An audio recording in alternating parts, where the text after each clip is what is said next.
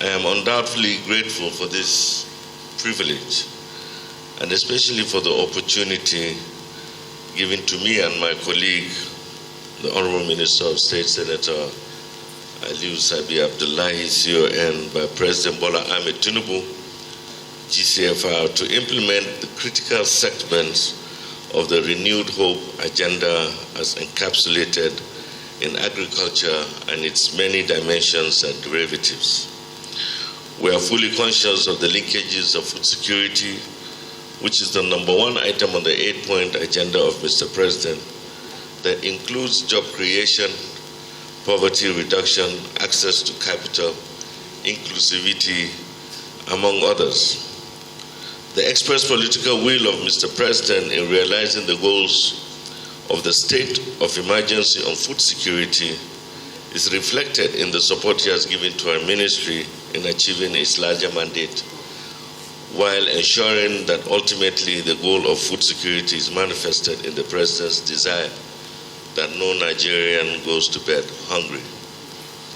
We knew from the outset that it would be business unusual for us to achieve Mr. President's goal with respect to agriculture and food security, which informed, in his wisdom, the renaming of the Federal Minister of Agriculture and Rural Development to reflect the agenda of food security. This is because over time, several otherwise laudable programs, projects, and declared intentions in agriculture did not achieve the desired goals due to wrong agenda setting, as well as structural deficiencies. To be blunt, while we hear stories of entrenched interest that really readily undermine the nation through subsidy schemes, we were fully aware and had to face headlong the menace of portfolio farmers who have no farmlands nor practice any agricultural production except to uphold their portfolios for all kinds of transactions from which they profiteer. One of the ways we have tried to defeat this class of unproductive individuals and groups is by ensuring the integrity of data of genuine farmers through the infusion of ICT and active collaboration with subnational governments, traditional institutions, security agencies, and civil society organizations. Primarily, we can boldly state that we are on course to fully achieving year-round farming. In this regard, the objective is to ensure that subsidized inputs and other targeted benefits get to the genuine farmers whose production, when ramped up, will, along with other factors in the macroeconomic environment, reduce food inflation that has become a concern to Mr. President and this administration.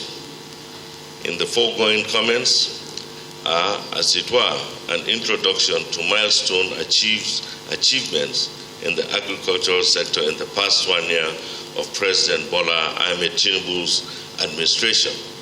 As many gentlemen of the press who are here today may be aware, I was here in the same National Press Center in February this year to kickstart the ministerial interface with the media. First, I would like to mention here that we have a mandate, first, to ensure food and nutrition security, produce raw materials, promote market access and competitiveness, facilitate rural socio-economic development, and generate employment. The Federal Ministry of Agriculture thereby focuses to deliver the mandate of the ministry to achieve the 8-point agenda of Mr. President Bola Ahmed Tinubu, GCFR. I will start by our achievements in the last 1 year in the area of food and nutrition security. We launched the dry season farming with cultivation of 118,657 hectares of wheat in 15 states in acceleration of all year round farming. We launched that all year round farming in November in Jigawa State, who has the largest share of the 118,000 hectares with 40,000 allocated to it. But I'm happy to announce that at the end of the season, Jigawa had produce 55,000, thereby exceeding the allocated 40,000 by 15,000 hectares. We also supported 107,429 wheat farmers with inputs, resulting in output of 474,628 metric tons of wheat. The support that was given, as we all know, was 50% subsidy of all inputs, fertilizer, agrochemicals, that is herbicides and insecticides, and also seeds, wheat seeds, free of charge. We also imported 6,750 tons of wheat from Mexico, and also covered about 5,500 of seeds procured and sourced locally.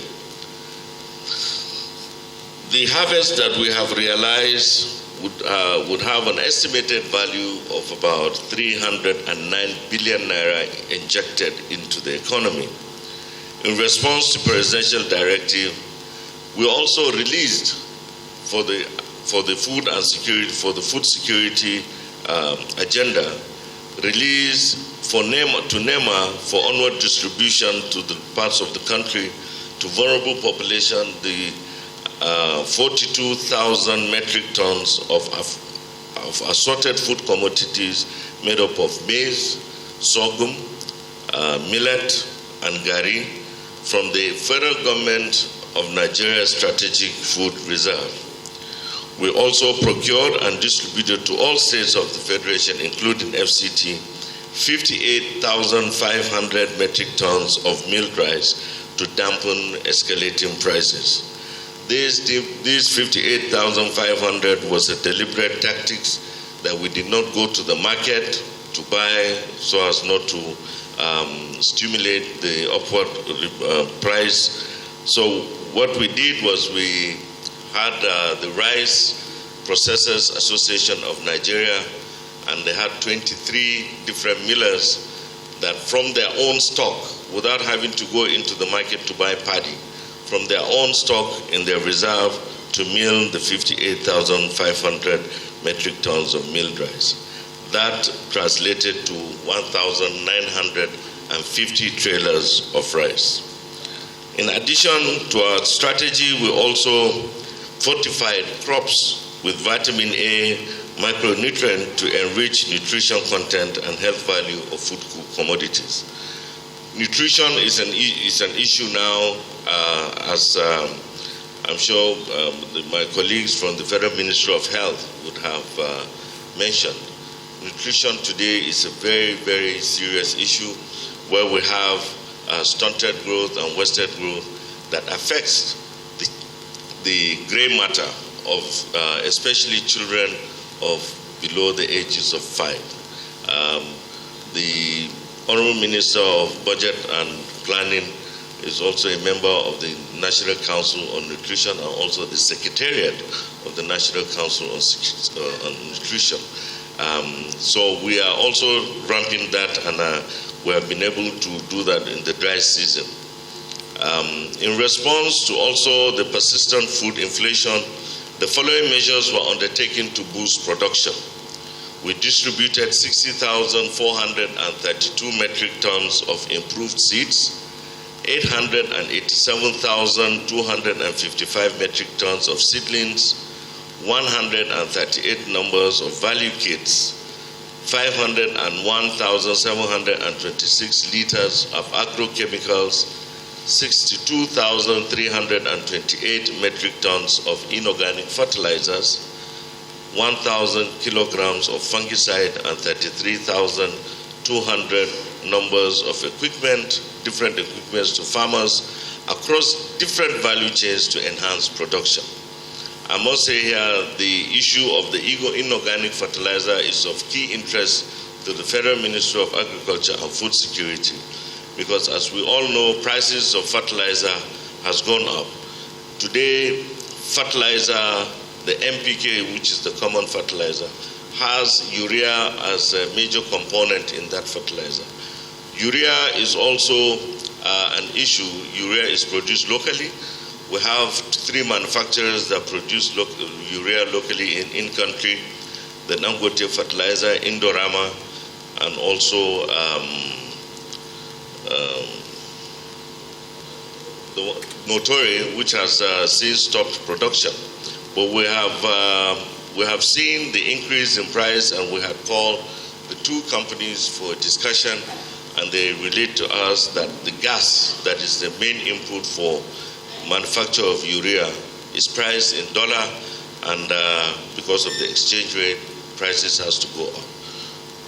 In MKK, urea is constituted about 38%. So, and in another angle, when you look at it, other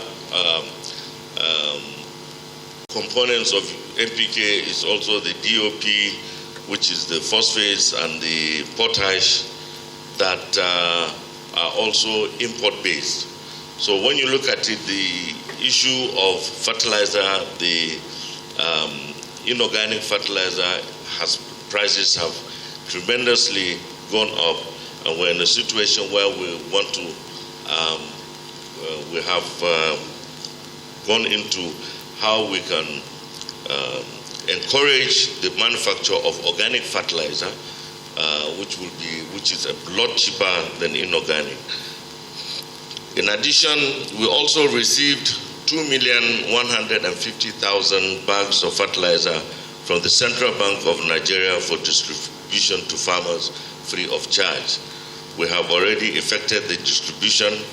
We have given states the mandate we have allocated based on their comparative advantage that they have in terms of fertilization, and they're in the process of taking the delivery of the fertilizer. In addition, we have also improved farmland security with the provision of additional resource of agro rangers and other security agencies. Just a couple of weeks ago, we had an interaction with the Chief of Defense Staff, who had assured us that this wet season, farmers will have access to their land in a lot of those areas that were hitherto couldn't have access to those lands. Then in addition, the other areas that we have intervened is in the livestock production and animal health. Procurement and distribution of 14 million doses of anthrax spore, foot and mouth diseases vaccine for risk-based vaccination exercises in 22 high-risk states located in the north central, northwest, northeast, southwest, and south-south zones of the country. We also established animal health centers and veterinary hospitals, 6 micro-earth dams, and 8 boreholes, and 164 milk collection centers, 8 cottage feed mills, and 7 livestock centers. In addition, Mr. President, His Excellency President Bola Ahmed Tinubu is in the process of inaugurating the committee to implement the Renewed Hope Livestock Program, which will actually mitigate the herders-farmers clash and also encourage and incentivize ranching. We have also have capacity building of livestock farmers on biosecurity and antimicrobial resistance to safeguard animal production. In addition to that, facilitation of fodder and pasture program is in high gear with distribution of 130 residue crushers and development of 1,848 hectares of pasture and pasture development across states for livestock consumption. We have also the facilitation of 114 million vaccinations for animals and artificial insemination for 2,095 animals across the country. In our pilot phase, we handed over to 15 state governments 760 tons of poultry feed and 70 tons of ruminant feed for distribution to smallholder farmers. And like I said, the implementation of the National Livestock Development Plan on the promotion of grazing reserve and ranching nationwide is ongoing. The other aspect that is very key and fundamental to agricultural production is the issue of control of pests and diseases. We are all aware recently, last year, we had the ginger blight that affected a lot of our ginger crops, especially in Kaduna State. And we have put in place an initiative of tackling the ginger blight attack by disbursing 1.6 billion naira to support affected ginger farmers in Kaduna and Plateau states. The National Agricultural Development Fund provided that support and also provided provided improved maize and sorghum seedlings as well as farm inputs to farmers in conjunction with the Kaduna State government, a total of 18,000 bags of fertilizer and 61,250 assorted pesticides, fungicides was also distributed. We have also kickstarted the development of the Ginger Master Plan to facilitate self-sufficiency and promote export for foreign exchange earnings, and also to forestall any occurrence of the blight that had occurred. The report will soon be made available from the committee that was set up to look into the ginger blight on the causes of what has happened. In the area of pest control, we have conducted a total of 1,030 flight hours in the frontline states of Adamawa, Bauchi, Gombe, Jigawa, Kano, Katsina, Kebbi, Sokoto, Taraba, Yobe, and Zamfara to mitigate transboundary pests, especially quilla birds. We had launched that in Kebbi a couple of months ago, and the reason why we did that at that time was that there was information reaching us that the birds were brooding at that time, and it was easier and better to capture them and also eradicate them at that time. And in addition, that was the time when some of our agricultural produce, especially that was cultivated during the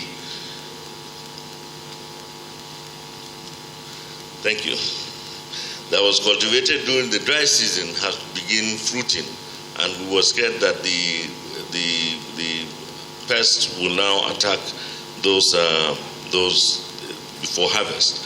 And at the same time, this is the first phase, and we're going to do the second phase as soon as around August, September, when the wet season farming is in place. In addition, what we have done also, Mr. President had given us the marching orders for strengthening of the mechanization program.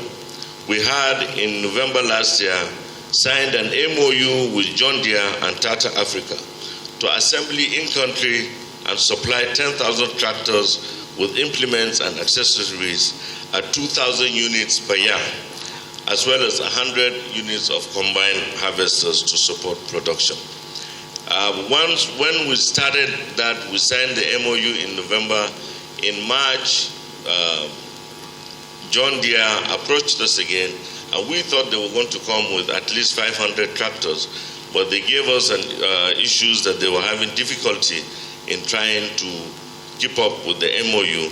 And when we reported to Mr. President had given us the approval to direct purchase the 2,000 for this year from John Deere, and that is also handled through the National Agricultural Development Fund.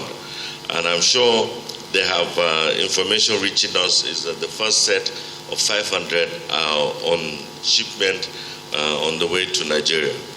Then we have also the partnership with Brazilian government under the GIP, the Green Imperative Program, with the sum of 995 million euros to provide mechanization hubs across the country. This program will have the establishment of mechanization hubs in all the local governments, or 774 local governments across the country. That mechanization hub will be to provide mechanization services and also other extension services for farmers in our rural areas. Then in addition, there's the facilitation in the first instance of the supply of 2,000 Belarus tractors. And Mr. President had given us approval to visit Belarus next week to facilitate and conclude that transaction. The next one is the Greener Hope Mechanization Services, which is also on course, and we were given presidential approval to go ahead and do that. That also seeks to set up 1,000 service centers across the country. Not only on mechanization alone, but like I said, all the GIP and this one also intends to provide extension services and also provision of seeds and other inputs, and at the same time, aggregation of cultivated items. Agricultural research is a very, very important activity in agriculture. We have, within the last 1 year, developed 23 improved crop varieties by the National Agricultural Research Institutes that we have, and certified and released by the National Varietal Release Committee. We have also improved our storage facilities. We have right now 33 storage facilities in the country, 17 of which had been concessioned, and 6 out of the 33 are also under different stages of completion, on which we intend to complete before the end of the year. Then we have also gone into fabrication of machinery, planters, plows, and harvesters. One, of course, which is of very interest and important to us, is the fabrication by NCAM, the National Center for Agricultural Mechanization in Ilorin, the fabrication of a yam mound plow, which is one of the areas that we believe that will enhance our already #1 position in yam production in the world. This is a plow that will create the mound for yam, and of course we all know that in yam production, making the mound is one of the most difficult aspects of the agriculture, of the cultivation of yam. So we have that in hopefully, and we should be able to, and we have already also in the collaboration, we have started talks with other private investors that will be able to take up that patent and produce those yam mound plows. Then in extension services is another key thing. What we have seen where the private sector is heavily engaged in outgrower schemes. We have seen, I have been to 2 facilities in Kebbi State. One that has a very elaborate outgrower scheme. They have the largest rice mill in sub-Saharan Africa with the annual production of 260,000 metric tons, but they don't have a single farm. But they have outgrower scheme that is recovering almost 100% of whatever they have invested with the farmers.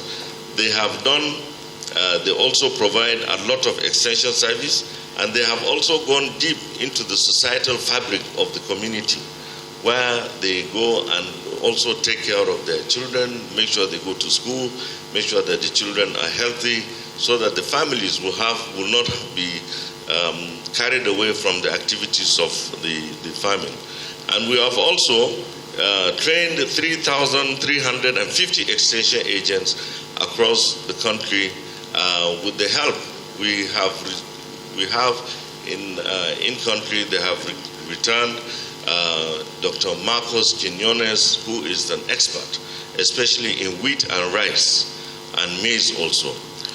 He did the training in November for the wheat extension services, where we trained the trainers, and thereby they went back to their states and also trained other extension services.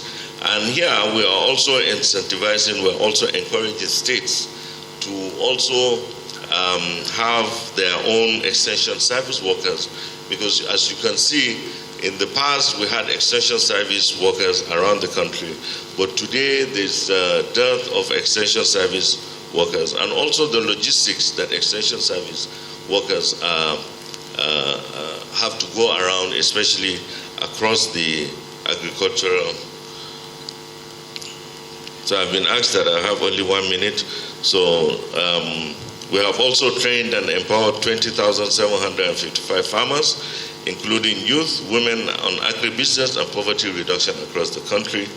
We also established demonstration plots for technology diffusion in good agricultural practice.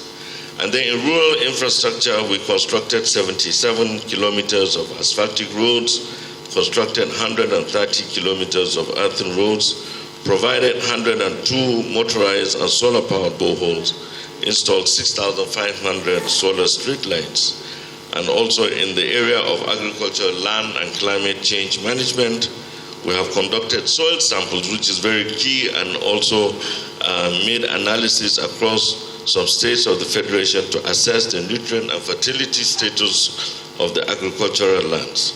We also constructed and rehabilitated water harvesting structures and small earth dams and carried out land clearing development for dry season farming.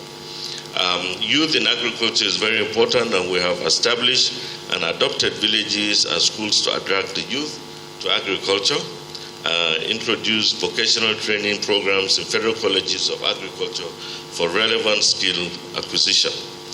In terms of agro-processing and value addition, we have implemented the special agro-processing zone, the SAPZ program, in 8 participating states: Kaduna, Kano, Kwara, Ogun, Oyo, Cross River, Imo State, and FCT, for the production and processing of rice, tomato, granules, and other cash crops. We have also established 2 agribusiness incubation centers. And the other one that I want to, just give me 1 more minute, the increased export of agricultural produce.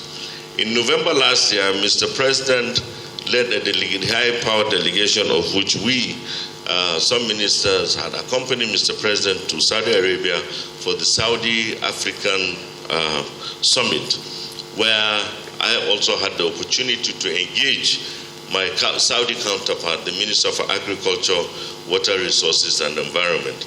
In fact, at that meeting, I was accompanied also by my big brother, the Minister for Budget and Planning, where we had far-reaching discussion with the Minister of Agriculture. And there, what we asked them for was that apart from, yes, coming to invest, we also need partnership. What can we do for you as Saudi Arabia? What do you want? What can we produce for you?